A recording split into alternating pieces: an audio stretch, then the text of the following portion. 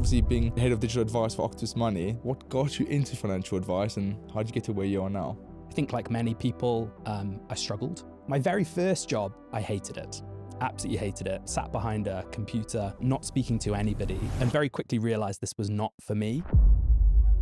There's a big issue in the industry at the moment. It's called the advice gap. Why is there an advice gap and what is the advice gap? The numbers are that about 8% of the UK qualify for financial advice. The main reason for that being is that, and that's ultimately why so many people don't qualify for that help.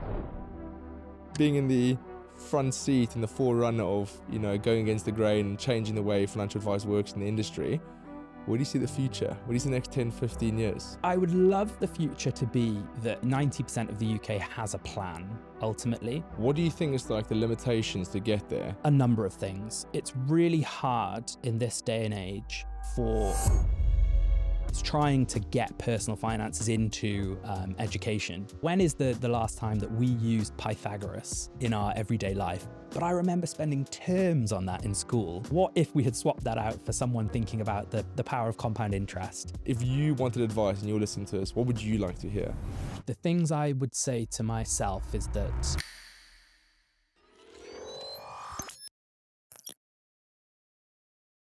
Welcome back to the Zomi Wealthcast. We explore the ideas of people shaping the future of financial planning and money.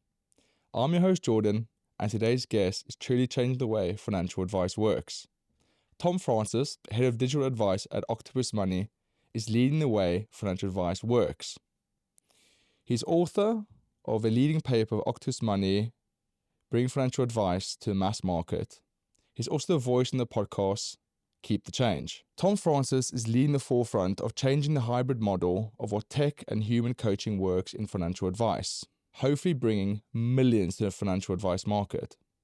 In this episode, we'll explore Tom's journey, the rise of robo-advice, the industry shifts in consumer duty and AI, and ultimately, where the financial advice market is leading to. Hello, Tom. hey. How are you doing? Yeah, really well, thank you. Really happy to be here. Oh, good. No, it's an honor. I'm really, really excited to have this conversation. I think there's so many relevant topics in today's, financial planning world, financial advice market world, and all the rest we're going to hit on. And hopefully we don't, make some massive abbreviations and wrong wordings and stuff, but it's going to be really good. So I'm really excited. I think I've got a lot that I want to ask you, but I think it's really important to understand your journey, because obviously being head of digital advice for Octopus Money, there's a lot of experience and ideology, and I guess your persona to what you think financial advice needs to go into. But where did it start? What got you into financial advice, and how did you get to where you are now? Yeah, so as an aside, thank you for having me here. It's really nice, feels very professional, which is really cool. So my kind of background started with I guess a degree that was banking and finance in university. I had no idea what I wanted to study. It's not really like I grew up knowing that I wanted to get into financial planning or investment management. I think like many people, I struggled. The only thing on my mind really was that I really needed to get a job after uni. So I thought, sounds like an employable thing, I'll do that. And then my very first job was actually being something called, it's not a sexy title, a credit risk analyst for a really large American company called GE Capital. There for a year, I hated it, absolutely hated it. Sat behind a computer, crunching numbers, not speaking to anybody, and very quickly realized this was not for me. And so quite soon, I realized what did I enjoy doing? Ultimately, was speaking to people. So one of my colleagues, funnily enough, said while I was in credit risk, I can really see you kind of helping people with money and helping people with their finances. I can kind of see myself doing that. I like helping people. I like talking to people. Let's go for it. And then, got a role as a very traditional financial planner. Sat all my exams to become chartered, and really, really enjoyed helping people and speaking to them about their money. But I kind of had this hankering in the back of my mind that I would love to help more people than just the one or the family that was sitting in front of me. How could I have more impact? And so ultimately I learned about robo advice and the kind of role that technology can play. in helping people with their finances. And since then, worked across a couple of technology-focused companies. You mind listing those? For sure. Yeah. So from my kind of traditional kind of company as an advisor, I moved to a business called Wealthsimple, who are Canadian originally, and they are hugely successful in Canada. They're basically revolutionizing their financial landscape because a bit like ourselves, Canada has kind of 4 main big banks, and they do everything there when it comes to money. Wealthsimple started probably 10, 15 years ago in Canada and has kind of become one of the 5 big banks now because it's been so successful. Wow. So they've crushed it with just amazing values and a really simple product. And they, because they were doing so well, thought, right, let's give the UK a go. And so I joined them as one of their first 6 people to kind of build and launch the product here, hoping that we could kind of mirror what they'd done in Canada here in the UK. We gave it a really good go for 4 years or so, but ultimately couldn't really make the economics of the business work. I'm sure we'll come on to talk about how hard that is. The advice gap. Yeah, exactly. And so then we ended up selling that business to another company, and then I moved to what you could probably say is the market leader when it comes to robo-investing, which is a business called Nutmeg, who are an amazing business and do really, really brilliant things. I joined them and stayed there for about a year until I was contacted by Octopus Money for the role that I'm currently in, which was really, really interesting to me because they were looking to go that little bit further than what robo-advice were doing and give more help to more people. And so I kind of jumped at it. No, I can imagine. I mean, obviously, you mentioned you love working with people. Mm-hmm. I think holistic advice ties into that, isn't it? Because it's no longer just direct investments or pensions. It's the whole thing, the full picture. Exactly. And I think people's view often of financial advice and robo-investing is a fair one, that it's probably limited to how are my investments performing or where should I move this pot of money? And I think something that I and Octopus Money are really passionate about is making clear how those things are connected with life. Financial planning at its core should be about someone's future and their plans and how they can get the most out of their life and be as happy as they can be, which is at the core of everything we do at Octopus Money. Of course, yeah. So obviously with your experience, being at such as Nutmeg, Wealthsimple, and obviously Octopus Money, you kind of get the experience of where robo-advice should lead to, the various tech implications, the AI of everything. Obviously you said your personal journey of what actually got you into financial planning is you wanted to, deal with people. Did you ever have any family members or something that was connected to financial planning that you got some exposure to? Honestly, no. I'm different to you. That there was no family member that had worked in finance before, and no one in my family had been to university or anything like that. My dad and my mum were not planners ultimately, which in a weird way I think has been a motivation for me to become a planner and help people plan, because they really kind of fly by the seat of their pants, make a decision today for tomorrow, as opposed to thinking about 5-10 years in the future, which, by the way, infuriating for me. Sounds very specific. Yeah, oh my goodness. They can at times drive me a bit crazy. And so, no, the one thing that maybe I did take from family is a love of talking to people and helping people, because I think that rings true through both of them. But there was no financial link whatsoever. Right. That was kind of found by myself. That's amazing. I think it takes, a true character as well to, want to also, I guess, create solutions for issues. I think seeing the smile on people's faces, seeing people actually have a general plan put into place.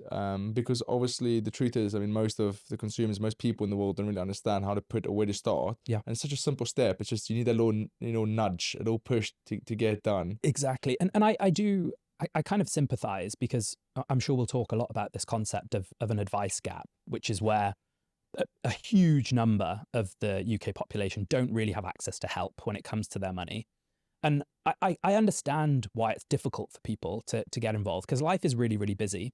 And Ruth, our CEO, often says, no one wakes up on a Monday morning wanting a financial plan. Like it's not something that gets you out of bed. The more times we've had to get meetings in. Just, by the way, you've got your annual review coming up. We need to sit with you for 45 minutes. Exactly. And in a weird way, when you are trying to help people, you need to remember that, because the last thing we ever want to do is come across as someone who's kind of harassing someone or being annoying or nagging them. But ultimately, we're trying to help them and help their futures. So it's a really interesting one where we're trying to help people solve problems that they don't always know they have. It's usually they go, oh, I didn't realize I had that or needed that. Exactly. But that's the beauty about it when you really do it correctly, is really making a difference. And I guess educating as well, because it's creating transparency. Because obviously years ago, it's a big war, isn't it? You know, I'm the advisor, I'll tell you what to do. And now it's obviously changing with consumer duty, which we'll get into. It's more about transparency, education, coaching, behavioural elements. Exactly. And how something we often think a lot about is the right ways to motivate people. Because the amazing thing about the world and humanity is that everybody is different, and people are motivated in different ways. And what we've learned with our customers is that some respond really well to the carrot, i.e., look how much better things could be, look how easy this is, and that motivates them to kind of take some action and do something different with their money. For others, that works really terribly. Like they don't care about the fluffy niceness. They would prefer to be told with the stick, you need to do this or life is going to be worse as a result. And so we think a lot about the Octopus Money process and our product to how to cater to people with those different types of motivation. The modes, yeah. Yeah, exactly. So I really want to go to Octopus's model and everything that makes Octopus's tools and the advice journey. But I think we need to actually understand there's a big issue in the industry at the moment. It's called the advice gap, right? And I really want to pick your brain, because I'm sure you've done a lot of research on it, because it's the reason why Octopus Money exists to where it is today. Why is there an advice gap, and what is the advice gap? But let's start off, why is there an advice gap? Yeah, so the reason I would say there is a bit of an advice gap, and a bit is actually an understatement. So the numbers are that about 8% of the UK qualify for financial advice. And the main reason for that being is that most financial advisors, especially in the traditional sense, will only be able to help somebody if they have upwards of, say, £250,000 to invest or manage. Because it's only at those levels that an advisor can earn a living and pay for all of the work that they do, because traditionally they will charge a percentage of the investments that they're helping somebody with. And advice is an expensive thing to run. There's no two ways about it. And that's ultimately why so many people don't qualify for that help.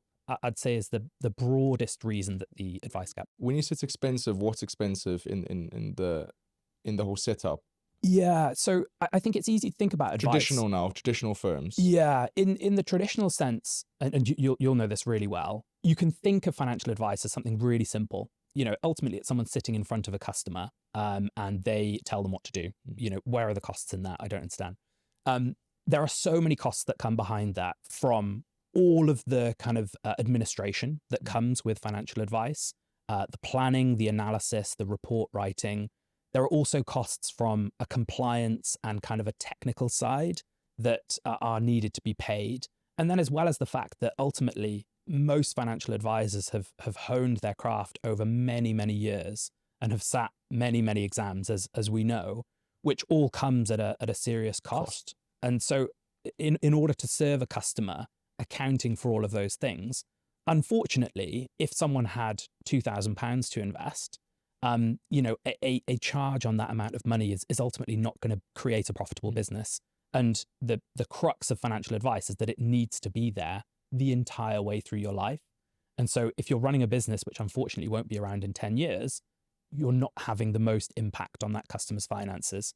So at its core, I'd say that's what the advice gap is. 100%. We touched on this as well. I guess it's kind of a double-edged sword with consumer duty. We even go back pre-RDL. It was all for very rational reasons, reasonable reasons. But now the issue is that, you know, there's a foundation of how they want financial planning to look, with the tech, with the compliance, with the reporting. But maybe it was to actually implement that. There's so much different tech software that has to be used, that all adds up to that, I guess, transactional element of it. So all of a sudden, what you've done is you've not necessarily pigeonholed only a segment of people, because now firms only have to deal with those to make sure that it works economically or commercially for the firm. Because bear in mind, you understand, the idea of financial planning and financial advice is beautiful. It's really making a difference to people's lives, but you're still running a business at the same time, and you still have to keep your head above the water, pay salaries, etc., etc. We spoke about this, I think, and I mentioned that we just saw consumer duty. Have you taken that massively into consideration with, I guess, Octopus Money's moat and the USP? Yeah, absolutely. We've actually been really fortunate when it comes to consumer duty that as a business, we've been developing this really over the last 2 to 3 years. And so from first principles, consumer duty has been on our mind.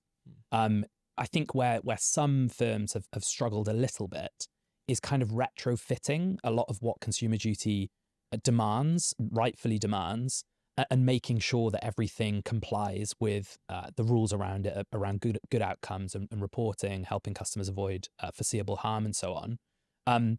That's been there from day one for us. So it's been thankfully very, very easy for us to instill in the business. And also, you know, I think the vast majority of financial advice firms are in their way complying with consumer duty. You know, the core of this industry is making people's lives better. And so it should be a relatively easy thing for us to conform to. But as you mentioned, what can be tricky for businesses is the kind of levels of data reporting and sometimes box ticking to make sure MI that data, yeah. Exactly. And making sure that all of that is easily accessible and reportable to prove that we're doing the right things by consumer duty. And I can understand how for some businesses that's been difficult to retrofit. Yeah, extremely. I mean, obviously, look at different RFO firms we get involved with. You know, to go and rechange your whole way of progress you've been working with for the next 30 years, now to go completely brand new tech and software, it's not easy. So there currently is a big advice gap in the UK, as we all know. And I think what's really exciting about the industry is how can we create, I guess, a moat or product to actually get out that 92% of the population. I mean, you mentioned paraphrasing 8, regulated advisors that look after 8% of the population. And that's a huge market. It's actually quite scary if you think about it. I think you'll touch more on Octopus's vision and the mission statement. It is rather scary, and something needs to happen rather soon. But there's a lot of limitations. There's a reason why it hasn't just happened, has it? Look at all the different companies too.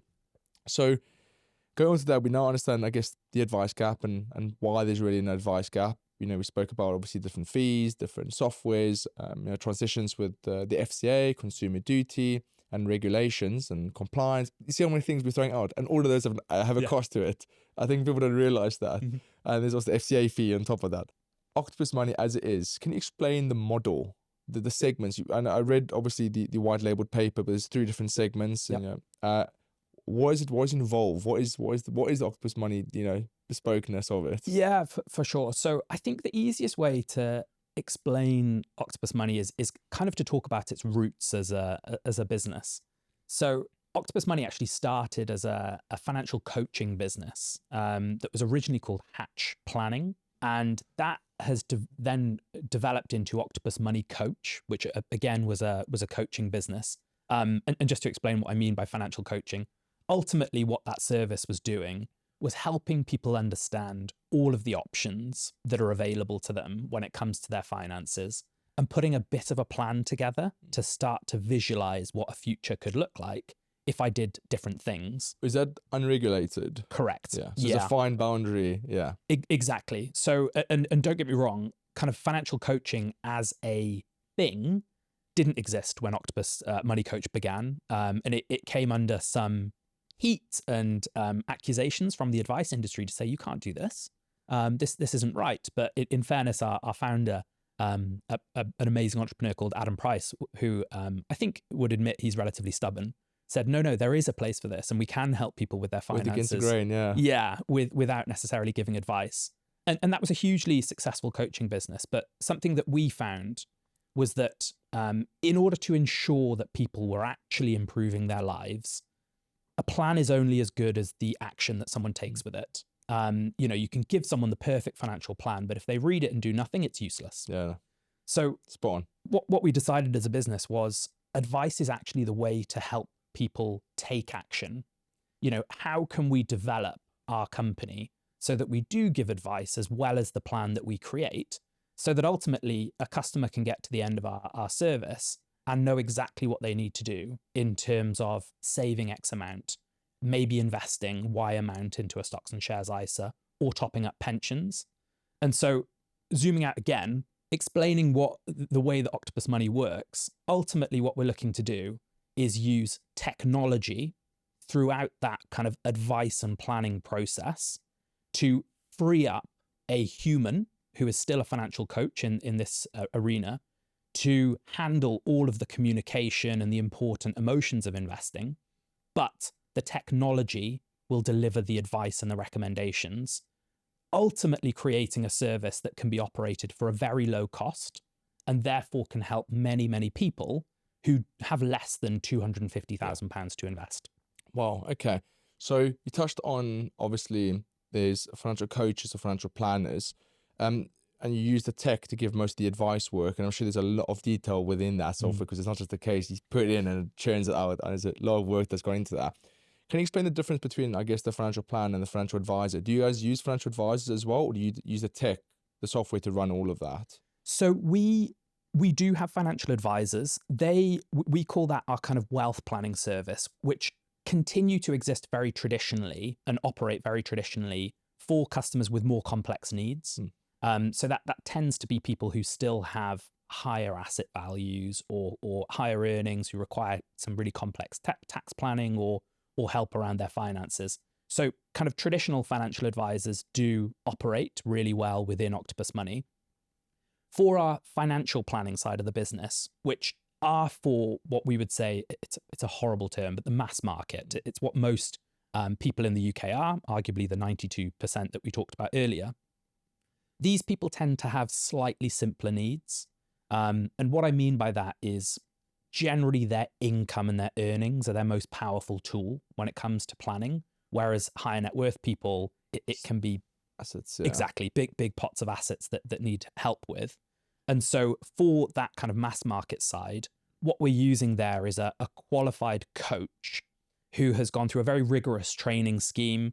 They are on hand to help a customer kind of excavate all of the information about them and nudge them to kind of stick to a plan. Exactly. Yeah. And make clear, what are the options available to them? What does a great life look like from here? If you close your eyes now and think that you're 65, what would make you happy at that point? And the coaches do an unbelievable job of kind of eking that information out of people. And then what we'll do is we will take that financial plan that's been really well detailed and written out, and that's where the technology will analyze that plan. I'd love to know more now. So I think behavioral finance plays a huge role into financial planning or financial advice. I don't know if people overlook it, but or maybe people don't probably use that phrase, but if you think of the relationship working, the understanding, the fact finding, the, kind of know your customer, your KYC, people probably won't use the category behavioral finance, but that is literally what it is. It's understanding the person you're working with who's in front of you. And that's actually 80% of it, really. I could not agree more. And I think in a funny way, and I feel like I'm qualified to say this as someone who's worked for robo-advisors, it's what robo-advisors struggle with, that there is no human agility to sit in front of someone and understand what's going to motivate this person or what can we connect with so that they can take the next step. Ultimately, someone is sat in front of a screen. So we believe passionately, as I know you do, humans play a role in financial planning and should do forever. Don't get me wrong, AI will kind of shake that theory a little bit. But as we stand, we think the most powerful service is one that has humans in it. I agree completely. And I think it's still to a point where, tech will probably help with efficiency. I spoke about it on a previous podcast, previous episode. But at the end of the day, you're still going to want to ask someone, go, is that right? Yeah. Is the right advice? But like second opinion. Exactly. When this opinion, you've got the tech, which is the first opinion, and the behavioral plans, you go, is this the right thing to do? You're like, yeah, it's fine. It's part of the plans, part of the tech is what we do. Yeah. And there's a really interesting kind of role that humans play there because, I'm sure you and most listeners have used ChatGPT. I mean, it's so popular and so helpful in many ways. The one thing you can never really get from ChatGPT is its level of confidence in its answer. And you can always question and go, oh, maybe you're right, yeah. I'm wrong. I'm like, what's the point? Exactly. Yeah. And that's something that you can glean from a human. You can understand if they're really, really confident, or actually, some of the most impactful moments I've had with customers when I used to sit in front of them was actually when you'd say, I'm not 100% sure on that specific point, but let me go away and check. I'd love to speak about it with the team and come back to you. And generally a customer's response to that is like, that's great. Like, I love the fact that this person's informed answers. Yeah. Exactly. Whereas with AI as we stand, there is no concept of that level of confidence, which is, I think, a bit of a barrier for its power for customer-facing users. I want to ask a question. So we spoke about the behavioral finance and ultimately why it's a really, really vital, important part of the process, not just for, I guess, Octopus Money, but in general. The model that Octopus Money uses now to actually give the advice, the cash flow modeling, how is that built up? What are the you call boosts? Yeah. It's really, really small way of saying it. But how is that language written? Is it AI? Is it LLM models? Is it our own like ecosystem it's building? How is it fundamentally built? Yeah, good question. So at its core, it is not AI, and it's not a large language model. It is just an incredibly smart algorithm, and at its simplest way to describe it, it's a very, very big decision tree. And so what that kind of tech does is it will capture all of the financial information from a customer, and also kind of judge some of the emotional ways that people think about money. And all it will then do is apply hundreds of different rules behind the scenes to generate recommendations for that person. I'm sure we'll come on to, we do see a role that AI will play in our proposition, and we're actively looking and thinking about how that will play out. But as of today, nothing customer facing is AI right now. It's just kind of the brains of an extremely smart and talented engineering team that we have, who way smarter than me. I'm just there to help them think about roughly the rules that we follow, and they turn that into magic, which I don't understand. I think what the beauty of I guess bringing our robo advice or this hybrid robo advice is you can be really creative with it. The way you, I guess, create the output and the outcome. Obviously, you said the first founder, of Octopus Money, and you said he went against, the tide, and everyone was doing something completely different. Now we've got behavioral finance involved. Have you had any regulatory, I guess, scrutiny about that? To date, no. Yeah. We've taken the challenge extremely seriously. We kind of understand the risks of getting it wrong. And the way that I and Octopus Money have viewed financial advice is generally what you're paying for with advice is a failure rate of 0. You do not get it wrong. It needs to be right. So we've worked closely with regulators, and we've had huge amounts of external scrutiny on how we've built things. And luckily or through our own kind of efforts, the thing that we're building is extremely open source. Ultimately, we don't mind if people steal what we do. Can you tell me more about that? Because obviously on the white label paper says, you don't mind, you don't want to go down the proprietary route of keeping it to yourself. Why is that? Ultimately, the beauty and the why I'm so thankful to work at Octopus is it's a mission-driven business. Like, ultimately, we want society to be the best that it can be. And if that means that we create a product and a proposition that works really well, and another business agrees and thinks, actually, that's a great way of doing it, we're going to do the same, we think that's a great outcome. Because ultimately, that 92% of people who can't access financial advice will benefit. And that makes us really, really happy as a business. And one of the quirks of Octopus, not really a quirk, but the reality is that we are a private business and will always be a private business. We never need to please or think too much about an external shareholder. We can be incredibly patient. We can spend maybe a bit more money and a bit more time to make sure things work. Exactly. Yeah. And so the combination of those things basically means that, hey, if big banks want to copy what we're doing, we'll be extremely happy about it. And hey, we'll help them do it if they want to. We'd be very happy to partner with them to help them get there that bit quicker. That's amazing. Yeah, I think obviously it lies what the mission is of Octopus Money is, right? Make advice reliable and engage every single person in the population that can and cannot afford it, but now can afford it. Exactly. And that's the mission and drive, isn't it? I would love to speak about the AI. So obviously you don't use, large language models. You don't use, obviously, artificial intelligence and AI and all the rest.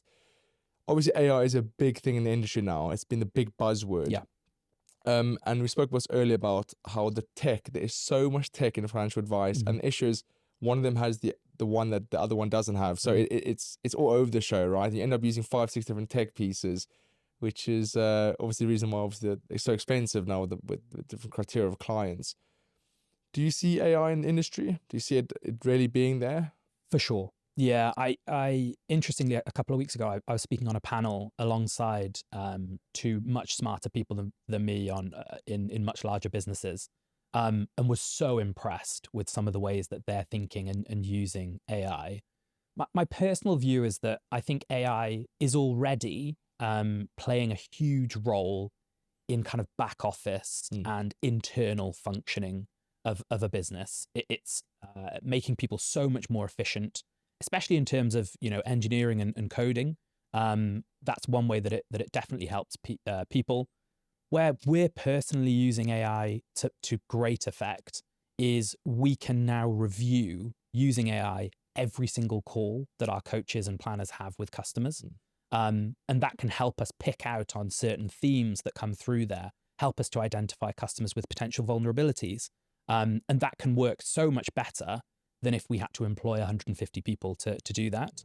So it's definitely becoming valuable from the get-go.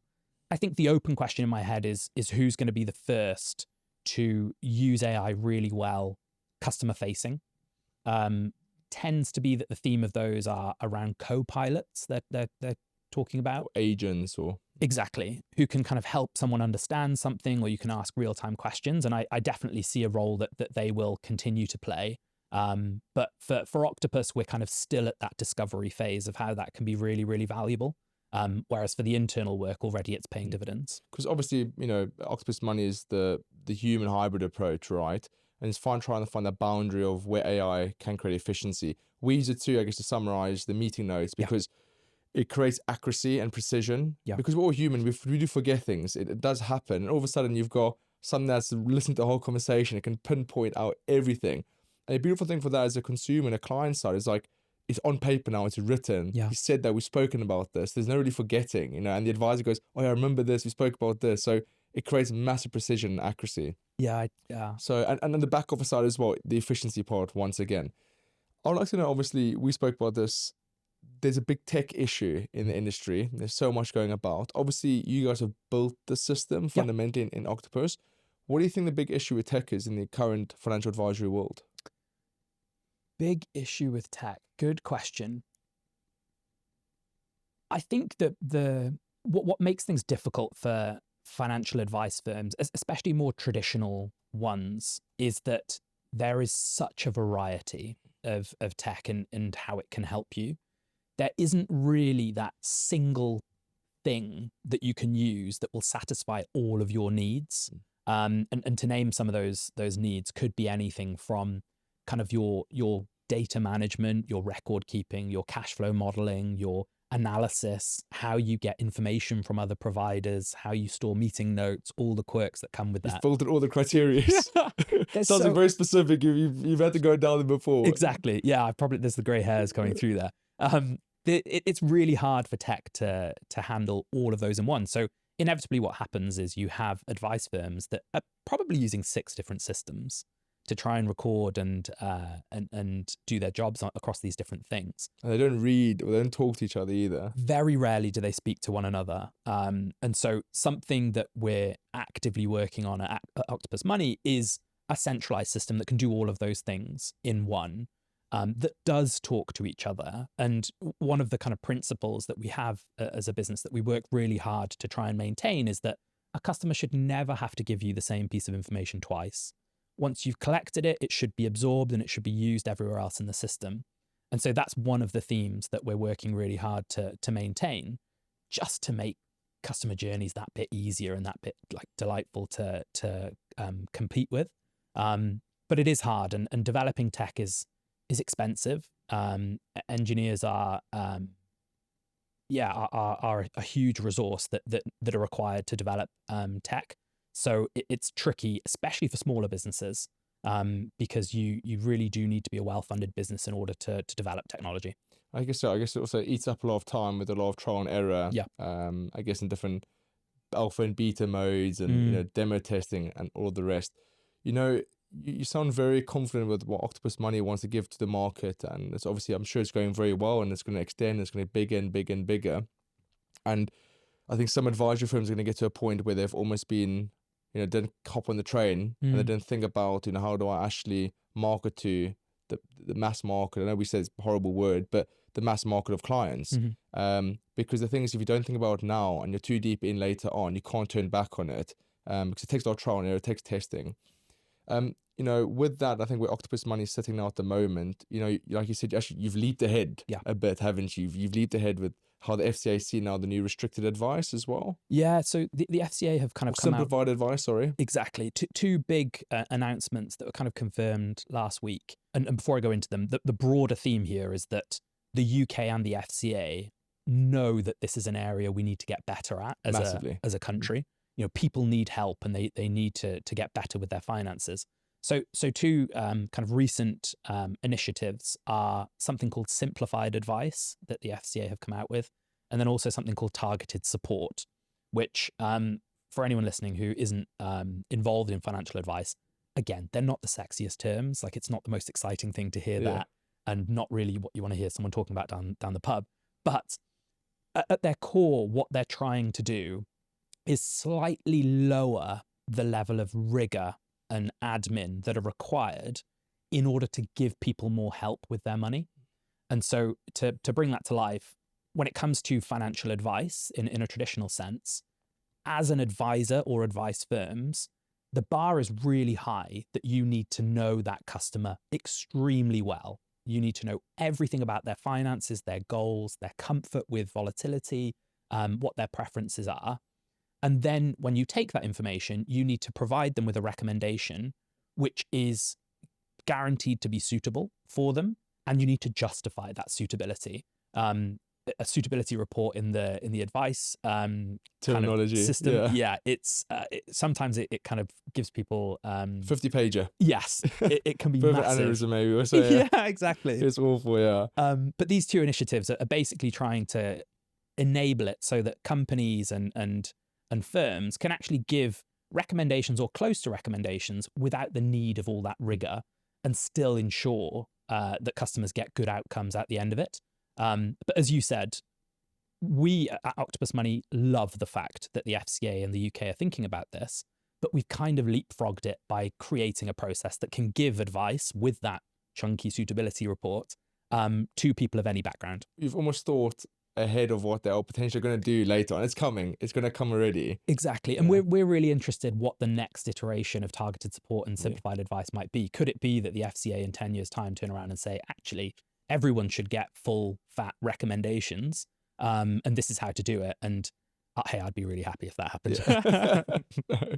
I mean, obviously being in the front seat and the forerunner of, going against the grain and changing the way financial advice works in the industry, where do you see the future? Where do you see the next 10, 15 years? And we just said, no, 10 years might change, but truthfully, with AI, with tech, with the mass market, with obviously, look, there's a place for everything, for bespoke, there's a place for bespoke, place for private, place for everything, but that only hits a very small segment. So where do you see the future of financial advice or financial planning?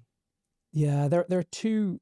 I know what I would like the future to be. What would you like the future to be? I would love the future to be that everybody in the UK, or maybe 90% of the UK, has a plan ultimately, and and the majority of people have this anchor point in their financial lives that they then understand, okay, if I have a pay rise, or if I lose my job, or if I have a family, what the impacts might be and how I can make changes now to benefit that.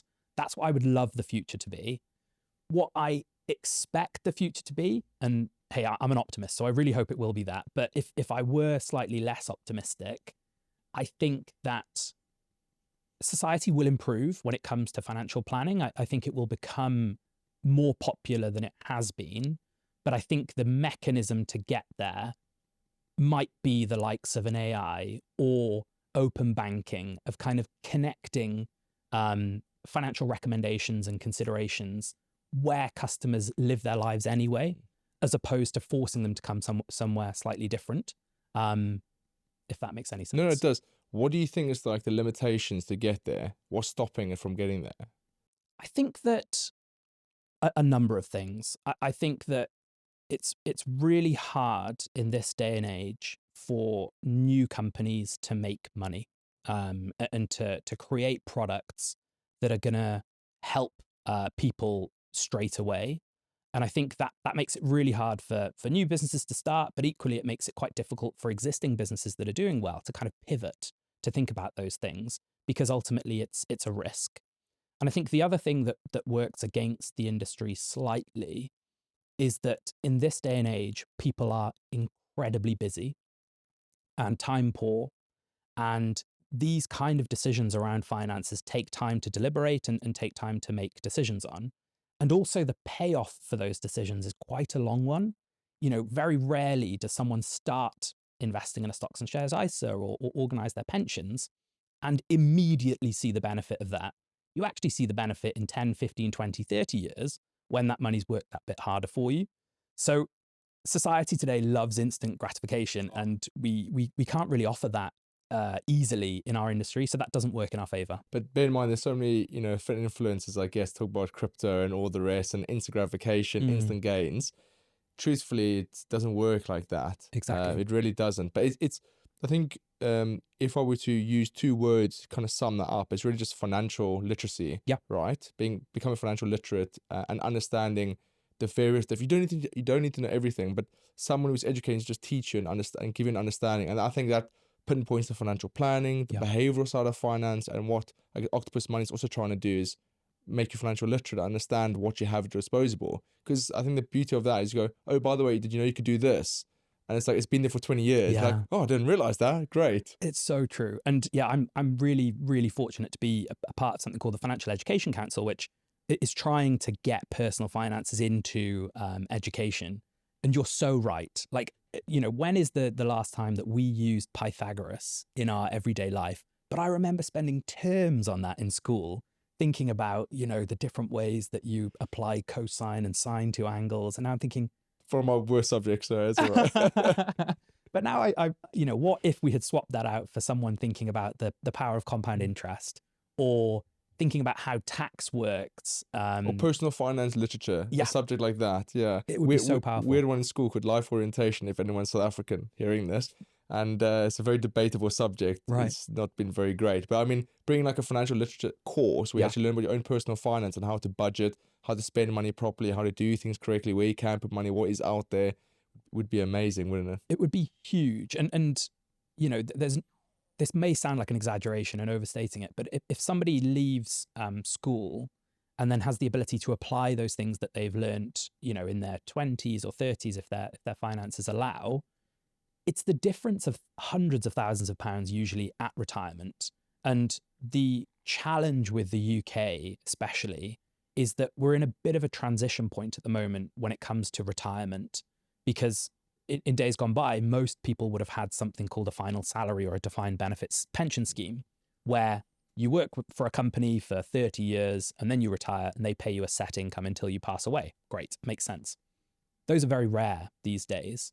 And so the onus is on people to put aside money so that they can live off something when they come to retire. And that's the defined contributions now. Exactly, a defined contribution scheme. And so at the moment, society is a little bit in a tricky situation where this change has happened without them necessarily knowing, but we haven't necessarily equipped people with the knowledge to build that pot of money in later life. So yeah, again, it's very, very well said. No, yeah, 100%. Yeah. Because it almost takes the onus on the own person to realize, well, I got to put this amount away. Oh, by the way, did you know your employer also contributes as well? You put money away. But people don't always, they don't read the employment contract too. Exactly. So obviously I know we're kind of short of time, but if there was one thing you could obviously leave, I guess, the audience or viewers who are watching the video on the Spotify or wherever it might be, what little tip or little giveaway you can just give to someone? If you wanted advice and you're listening to us, what would you like to hear? I think that the things I would say to myself is that you're not alone with feeling like money is hard. So don't feel like you're different to other people, and sometimes it can feel like other people have really got their act together.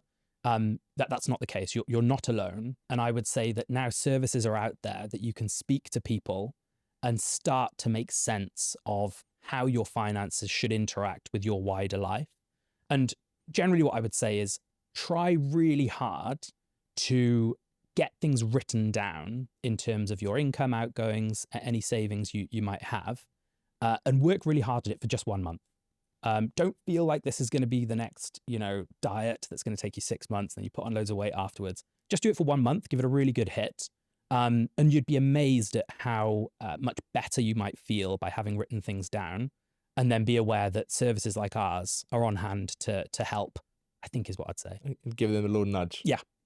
Tom, and also before we leave, you do a podcast yourself. So tell us a bit more about that. What's the name? And you're obviously the host. Yeah. What's going on? Yeah, it's as an aside, it's really nice to be on the other side. I know how difficult it can be to host, so you're doing a good job. The podcast is called Keep the Change, which we've been running for a little while now. The whole theme of it is trying to put the human and emotions back into finance.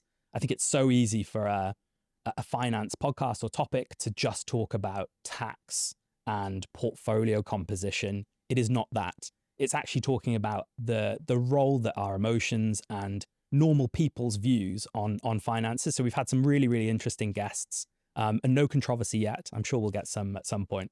Interesting characters. You get interesting characters come onto them, don't you? Yeah. Exactly. So you can check it out. So everyone wants to watch Tom, obviously Keep the Change, the podcast. Yeah. And that's linked with Octopus Money, correct? Exactly. Octopus Money podcast. And yeah. Host. That's amazing. Awesome. Precisely. Well, go check it out then. Thank you.